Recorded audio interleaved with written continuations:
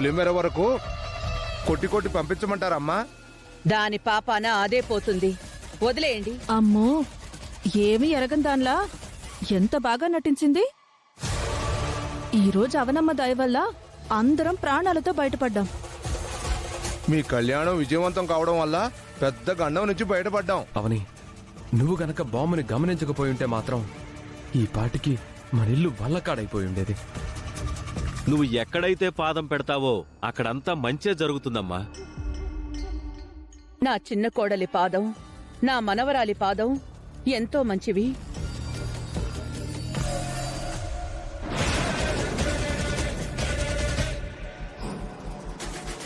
అందరూ హడావిడిలో మర్చిపోయాం.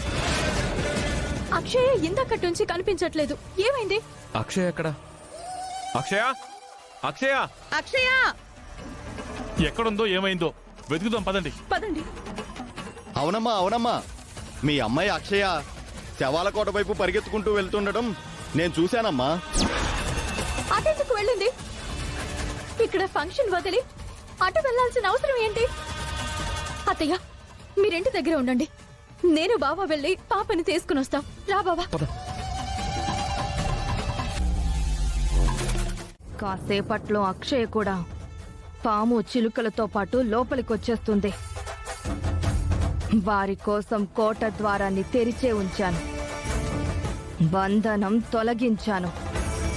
రండి రండి, మీ పాలుట మృత్యునైన నేను మీకోసం ఎదురు చూస్తూ ఉన్నాను.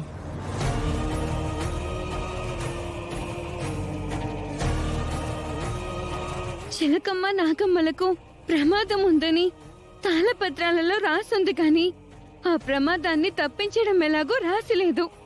ఇప్పుడు వాటిని ఆపడానికి నేనేం చేయాలి?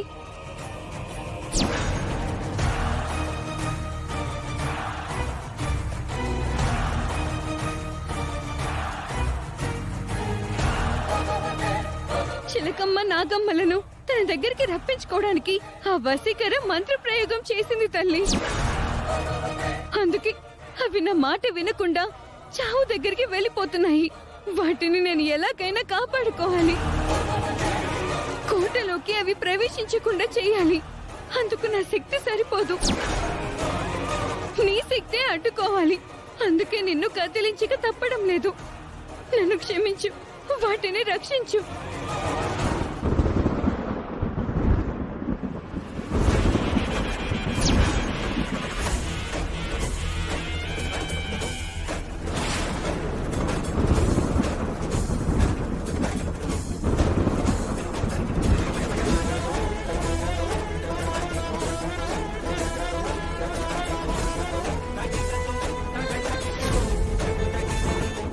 అక్షయ్ కనిపించిందో లేదో?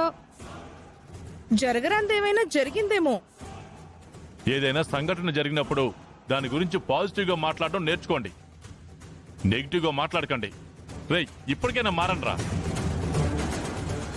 వీళ్ళు పొరపాటును గనక మారితే ఈ యుగం ఎంతటితో అంతమైపోతుంది. చూడండి, ఇన్ని రోజులు మీరు ఏది చెప్తే అది గుడ్డిగా నమ్మేశాను. ఇక మీదట మీరు అవని అక్షయలను ఎలా పడితే అలా మాట్లాడితే ఊరుకునేదుండదు. ఈ విషయం బాగా గుర్తుంచుకోండి. పెద్దిరాజు, మనం కూడా బయటకెళ్ళి అక్షయ్ గురించి వెతుకుదాం, పద. సరే మావయ్య. అదిగో వస్తున్నారు.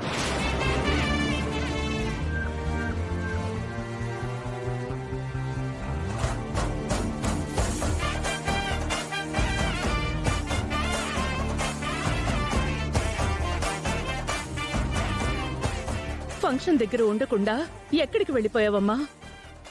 చిలకమ్మ నాగమ్మలు ప్రమాదంలో ఉన్నాయని తెలిసిందంట. వాటిని కాపాడుకోవడానికి వెళ్ళింది. 2 కోటలోకి వెళ్ళిపోతుంటే అమ్మవారిని అడ్డం పెట్టుకుని వాటిని కాపాడుకుంది. అక్షయ తల్లి సమయస్ఫూర్తి మామూలుగా ఉండదు. అత్తయ్య గారు, మీ నుంచి ఆచార సంప్రదాయాలను అందుకోవడానికి చిన్న వేదవతి రెడీ అయిపోతుంది. నాకు అటువంటి ఆశలు లేవు మావయ్య. నీకు లేకపోవచ్చమ్మా, కాని నా తరం నుంచి నీ తరానికి అందించవలసిన బాధ్యత నాకుంది. ఇలా అంటున్నానని ఏమనుకోవద్దమ్మా. ఊరి తలరాత మారడానికి మరో 4 రోజులు మాత్రమే ఉంది. ఈలోపు ఎంతమంది కైలాసానికి టికెట్లు తీసుకుంటామో తెలీదు. నువ్వేమో ఆచారాల గురించి ఆనవాయితీల గురించి మాట్లాడుతున్నావు. హ, మీ టిక్కెట్లు నరకానికే, కైలాసానికి కాదు. పొరపాటున మీరటు వెళ్ళినా గెంటేస్తారు. నువ్వెక్కడికి వెళ్తావు? స్వర్గానికి వెళ్తావా? అవునక్క, మీ ఆయన స్వర్గానికి వెళ్ళి రంభా ఊర్వశి మేనకలతో డ్యూయెట్లేసుకుంటాడు. చూడండి, మన ఇంటికి పట్టిన శనిలాంటి మాయ వెళ్ళిపోయింది, ఒక దరిద్రం వదిలింది. ఇక మనకు ఎలాంటి సమస్యలు రావు. ఆ వశీకర సంగతి కూడా చూసేస్తే ఊరికి న్యాయం జరుగుతుంది. మాయా విషయంలో మనం తేలిగ్గా వదలకూడదత్తయ్యా. ఎంతో అవమానంతో వెళ్ళింది కదా, ఎక్కడ ఉండి మన మీదికి కొత్త స్కెచ్లు వేస్తూ ఉంటుంది.